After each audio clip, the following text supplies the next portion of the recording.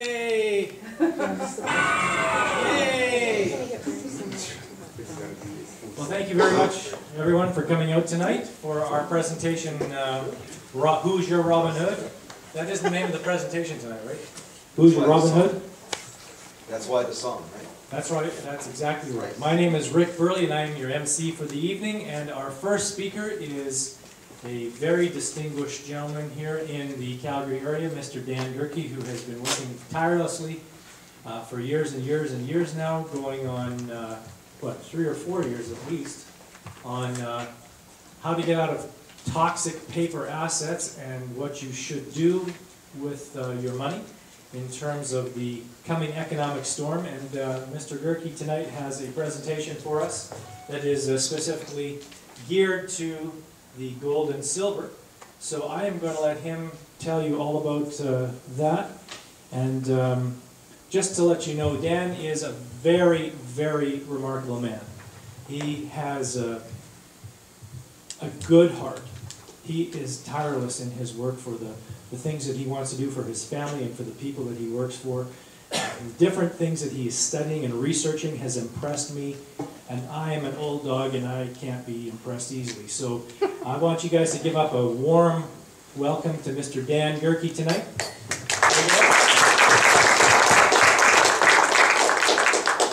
Thank you, Rick. Welcome.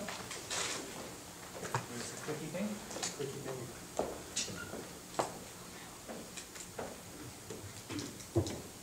Hopefully everybody can hear me all right. I'm just going to leave the microphone down if that's all right.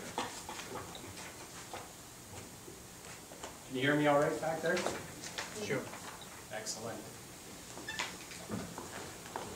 I've been lied to, and to be honest, I'm not real happy about it. And I have a hunch many of you have been lied to as well.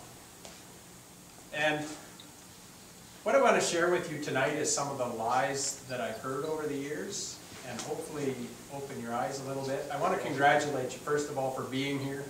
That tells me a little bit about you already. It tells me that you're already waking up, that you don't believe all the lies that are being told out there. So, to get started, I want to give you a little bit of my background, a little bit of history about me, and how I came to understand what the lies were that I've been told, and how I've discovered what the truths were. So I got started investing actually in high school. I was pretty young. By the time I was 19, I was putting monthly deposits into my RRSP, which is pretty unusual. And I was basically doing everything that the traditional financial services industry teaches that we should be doing. You know, putting money away, saving for retirement, dollar cost averaging, all those pieces. In fact, in 2000, when the market was crashing around everybody else, dollar cost averaging seemed to be the tag word. Everybody was touting that. Well, don't worry, you're just buying more shares, so just keep doing. And on it went. By 2008, I was married. We had 2 small children. And my wife and I had managed to put away about a 6-figure retirement nest egg, which was pretty good, I felt. I was feeling pretty proud about myself. But right around that same time, I had not 1, not 2, but 3 mentors of mine say, you know what, there's a storm coming. You might want to rethink what you're doing. You might want to get out of what the herd is doing and do something different. And it would have been great if I would have listened, but unfortunately, I did what the herd did, and I stuck in there. And 2008, when the market crashed, that was a wake-up call for me. And that's when I really started to wake up, and I started to uncover some of these lies that have been going around. So back in 2008, that portfolio of ours that we had built up over a number of years, thankfully only dropped about a quarter. But it was still enough of a wake-up call for me to wonder, okay, what don't I know about what's going on in the world? And what is it that wealthy know that I don't know? So I started doing more investigating. And tonight what I'm going to talk to you is I'm going to share some of the pieces of a puzzle. By no means am I going to cover the entire puzzle. I've got about 20 minutes up here on stage, so I can't get into everything. We've got a limited amount of time. I'm going to get into one of the fundamental pieces of the money puzzle, at least in my belief. Now, show of hands, who's done a puzzle? I should hope every one of you's done a puzzle, right?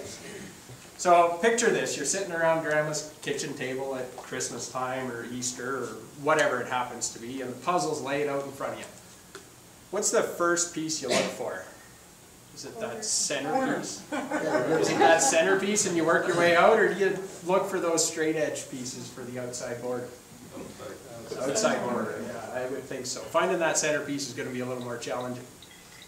So, to my belief, in the times we're in right now, gold and silver are those border pieces. Those are the foundational pieces of your money puzzle. And that's why we're going to talk about tonight, gold and silver primarily. I found this video online, and it does a fantastic job of summing up a lot of what I want to cover tonight in a very short amount of time. So for the sake of time, I'm going to play a little video, and then we'll discuss some of the points that it brings up. Have a look. If it starts. Oh, please start. It started before you came in the room, just so you know. Drum roll. Drum roll.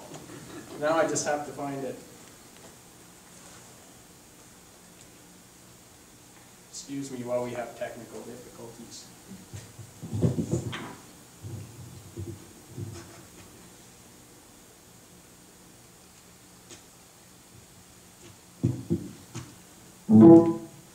Everybody enjoying the video so far? Too busy. It's too busy?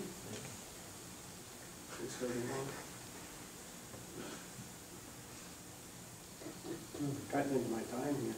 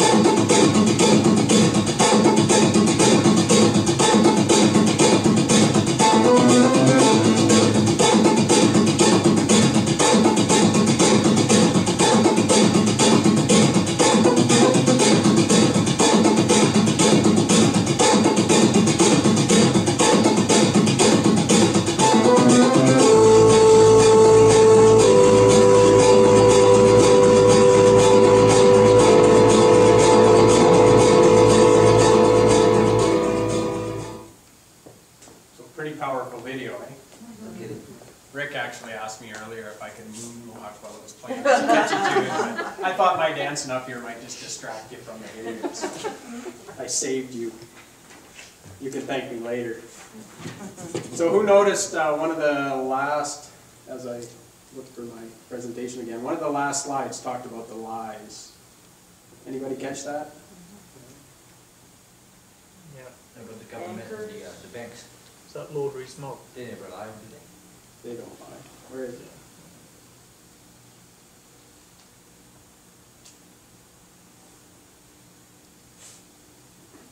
There we go, Rebecca. Yeah, so let's talk about some of those lies that you may have heard. Currency is money. Who believes that? Have you seen this new stuff? Yeah. This cool stuff that we call money? Who knows that this is actually currency, not money? Anyone? That's right, that's true. I see one hand up there. There's a few hands. Yeah, what we call money is actually currency. And today it's fiat currency, which means it's backed by the promise of us to repay the debt. Here's some examples of other currencies in the world, back decades to fairly recent.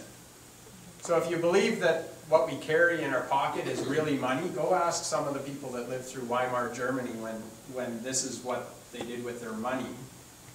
Or Zimbabwe when they had to start printing $100 trillion bills so they could buy a loaf of bread. These are just a handful of examples of other currencies. But the lie is, that's money, and it really isn't. Money is, the only form of money that's ever existed is gold and silver that stood the test of time. Number two, who believes this one? Well, the bank does. Anybody else believe it? Just me. We don't. The government's going to look after us, aren't they? No? They're not? I should change my strategy? Yeah. Yeah, I pulled this off today. This is Canada's federal debt. This is the debt clock, and this is every man, woman, and child in Canada's share right now.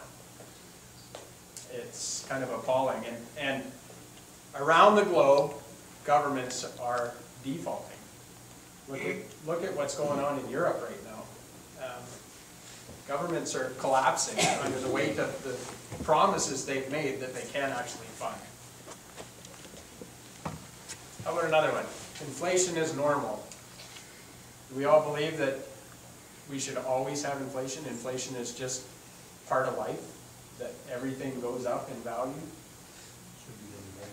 Should be going down. This is what inflation really is, and it's this red line. That's the amount of money that's been added into circulation, which does this to the purchasing power of our money. That's what inflation is. It's not the rising cost of things. It's the dropping value of the money we've got in our pockets and what it'll actually buy. And this stops in 2009, so instead of 8 cents, we're probably down around 6 or 7 cents now compared to what we would have bought with $1 in 1971. That's only 40 years. Doesn't take into consideration all the years before that. And gold and silver, there's a tagline. I'm not exactly sure which company it is, but their tagline is gold and silver, 2,000 years with zero inflation. Gold coins today, a gold coin, maybe you caught it in the video. In Roman times, it'd buy you a nice suit, a belt, and a pair of sandals. Today, a gold coin will buy you a nice suit, a belt, and a pair of shoes. It buys you the exact same thing. A silver shekel will buy you a chicken today, just like it did in Roman times. There is no inflation with gold and silver. Yeah, their value fluctuates a little bit, but it fluctuates tied to the paper dollars it takes to buy it, not the purchasing power of gold and silver, which is what makes it something great to have as a store of wealth and a protection against inflation. The economy is recovering. We've probably all heard a fair bit about this lately. If you watch the news, you know that the numbers are sounding better. The stock market certainly is still climbing, I think largely in part because all those paper dollars they're flooding the markets with are driving the stock markets up. But the reports that are coming out from the government that unemployment numbers are dropping and that sort of thing, it depends on which set of numbers you believe. If you go to a place like Shadow Stats, you get a completely different story than the official government story. So Rick mentioned I've been a student of this kind of stuff certainly for the last few years. And what I've really dug into is wealth cycles and the history of money and what happens in history. I'm a student of history. And what I see happening now is what's happened a number of times throughout history.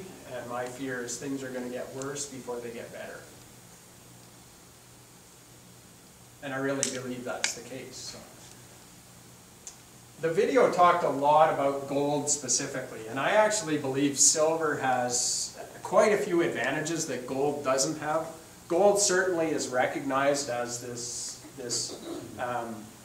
traditional store of wealth. It's the thing that everybody recognizes and covets. It's what's put in safes and passed on from generation to generation. But silver has a few unique characteristics. And the first being, it's cheap compared to gold.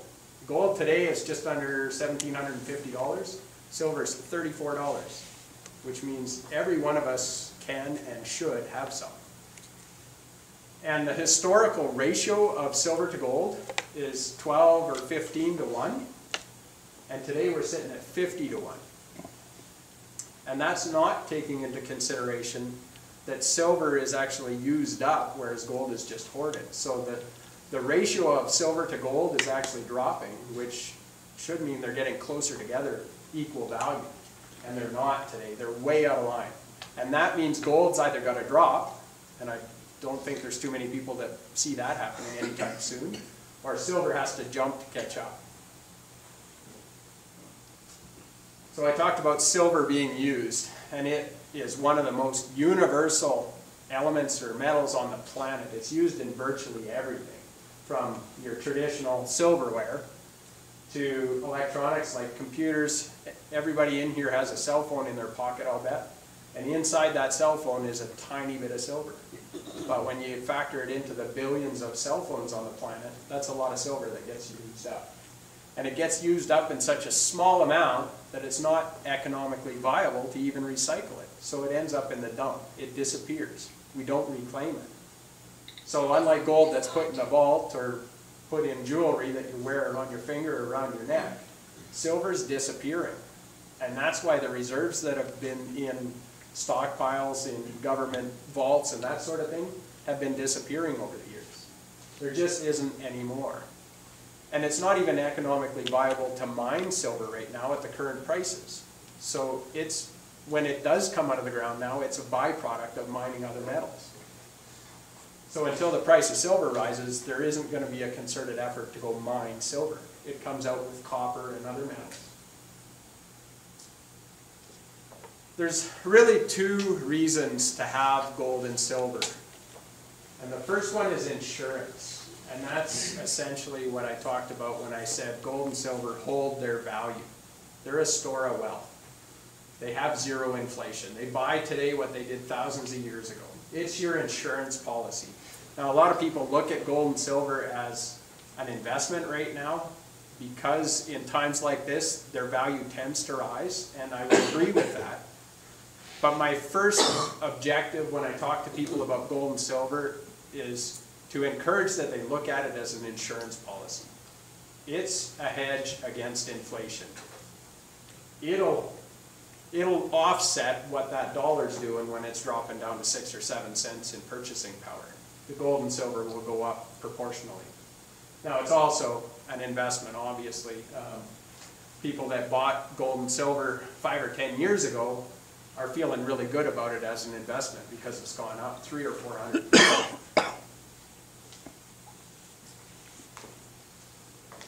Marlena, do you want to hand out those handouts?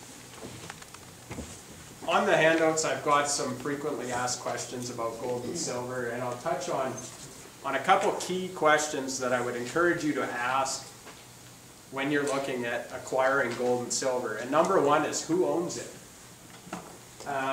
The most common denomination that people usually get when they get gold and silver is they'll get 1 ounce coins, and typically they'll get government issued 1 ounce coins. And those will be American Eagles, the Canadian Maple Leafs, the Krugerrands, those kind of coins. The downside with that is that people don't realize that because it's a government issued coin, it's owned by the government. You don't ever actually own that coin. It's currency, just like the quarters or these paper bills in your pocket. They own it, you're the bearer of the coin only. And in the coinage acts in virtually every country, there'll be a statement, much like this one, that outlines that you're only the bearer of the coin if it's government issue legal tender. So our silver Maple Leafs, they've got a denomination on them. And that makes them virtually the same as our other coins that are in our pocket. Now they have a much higher intrinsic value for their silver content, but they're still a government issued coin. So if you're acquiring gold and silver, I would encourage you to look at private minted coins that are still as pure, have a weight and measure on them, and are recognized worldwide, but they're not owned by the government who issued them. If the Queen's picture is on the back, that's who owns your coin. What is it? I don't understand that, but the Queen picture is on the coin, Yep, you don't own the coin. you don't own the coin. You're the bearer of the coin. So actually, I'll give you an example. Back in 1933 in the US, Roosevelt recalled all the gold in the country. And what they did is they sent out an executive order that made it illegal for you to own their coins. You had to trade it in. They built Fort Knox with that gold. They gave the people $20 for their gold, which was the price of gold at the time. And then they repegged gold to $35. So everybody lost 40% of their value in that transaction. But if you didn't trade it in, you faced jail time or a $10,000 fine or both. So that's not to say it will happen again. It's a possibility though. So if your coin is privately minted, not government issued, then you have an argument against that confiscation.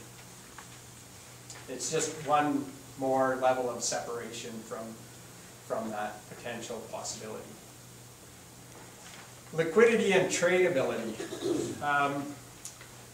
Some people will want to get the most bang for their buck, and I would encourage that, and they'll go out and buy large bars. Now the downside, when I talked about insurance for gold and silver, if you're expecting a currency collapse, you're going to need something that you can go and buy groceries with. And a bar isn't what you're going to want to walk into the grocery store with. Because if you gnaw off the corner and hand it to them, they may or may not take it, and they won't know what to give you for it. So coins are important to have for that reason, smaller denominations for their tradability. And they're also much more liquid than a bar. If we go into hyperinflationary situation and you've got a large bar of silver, you're looking for somebody with a lot of value to trade you for that silver. If you've got a single coin, it's much easier to barter for things. So it's a much more tradable denomination. So you want to look for smaller denominations for that reason. If you have a large supply of smaller coins, then by all means get some bars, some larger bricks, so that you're not paying for manufacture costs. Coins are going to cost you more over the spot price of silver or gold, just because every time they stamp a coin, there's a manufacturing cost. So the cost of that is going to go up. And then the third one is price and privacy. You want to know that you're paying a fair price, and I would encourage the privacy part of it. Now, if you go into your local bank, you might have to fill out some paperwork to acquire that gold and silver, which leaves a paper trail. So you might want to look at more private transactions, and that's what I would encourage as well. It's just, it's your investment, it's your store of wealth. Why not keep it that way and not involve others in it if you can? So there's a number of questions on the second page of that sheet. Those are frequently asked questions. If anybody has any questions, I'll run over those right now quick before I wrap up. Does anybody have any questions on gold and silver, Aliki? Okay, you're saying like go through a private source to buy. Can you give an example? Like other than the government or the Yeah, bank? coin dealers is one example. You might pay a higher premium at a coin dealer, but you probably aren't gonna have to fill out paperwork to buy a few coins. Now, if you buy a large amount, they may have to report that. There's a number of sources, and I can certainly point you in the right direction. So it's something that's accessible in the city, that you can go and Yeah, purchase this? yeah. There's a number of places you can order online, and even that transaction is private. You know, it gets shipped right to your door. Nobody knows about it other than you and them. So when buying, you are able to compare the prices and make sure you're not getting ripped off? Yes, you definitely want to do your homework. Okay. Yeah. And the sources I use have absolutely the best price. They'll beat the banks. They'll beat anyone. So I've done a large amount of research on that. Mm-hmm. And so that's why I encourage, yeah, you definitely shop around. And I'm not saying tonight, this is one thing I want to make clear. I don't care if you come to me to buy your silver or gold, or you go to your coin dealer, or you go anywhere, to the bank. Here's what I want you to do though, get some. Silver especially, at 34 bucks, everybody could and should have some. Don't do what I did in 2008 and have mentors of mine say, you really ought to look at this and get some gold and silver. Now it was down under $15 at that time. It's up over 35 now. I missed the boat. I didn't listen. And I think now more than then especially is a great time to have some for that insurance purpose. Where would you store it, like if I bought, I don't know, $1,000 worth of silver, where at the price? Storage is one of the questions addressed on there. I wouldn't put it in a safe deposit box at the bank, because you don't have the keys to the bank if they decide to lock the door. I wouldn't put it in a little safe that you buy from Costco, because those are just throw under your arm and take them with you for the bad guys. Get creative. Keep it in your house. Keep it somewhere accessible. If you need it, you're going to want to be able to grab it, right? Just get creative. One of the examples on there is an old rusty paint can. Which is not where you have yours. No. Good, thank you. Yeah. Have you heard that the World Bank and governments are going to go back to a gold standard? Have you read anything on that? There's lots of rumors about that, whether it can or will happen. For them to go back on a gold standard and peg the paper dollars that are in circulation to gold, that gold price has got to go just parabolic.